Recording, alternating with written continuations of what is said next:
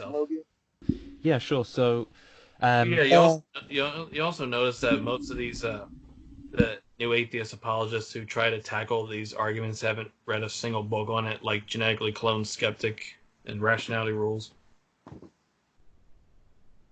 yeah, I think it really depends on the person. Like, so if I look back at what the video on the internet that used to trigger me the most in the world was Cosmic Skeptic's video on the ontological argument with like 250,000 views because it's so bad, and some of his videos on morality and stuff, but his some of his more recent stuff, and I suppose that's what a couple of years in Oxford is going to do. Um, well, some of But his more oh, go ahead. I was just going to say, see, like, I think by being exposed to thinkers in those academic circles, he has shifted his position, um, and I think he's got more of a respect for the theist position. I think that this is just what, again, it's like who you surround yourself with, what circles are you thinking about these things in.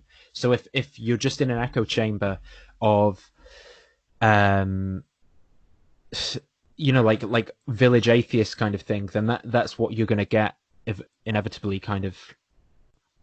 Yeah, like I sometimes used to call him Reddit atheist.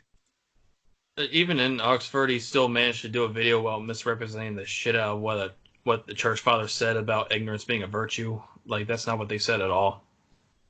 Oh yeah, I think he made a cheap kind of rhetorical joke when he made that one though. Um, but he seems to be shifting at least, and I think that that's a good thing because it. I think some of it's probably just being young as well. Like there's an element of intellectual humility where one might think that they're the next J.S. Mill or So yeah, something Mac. like that.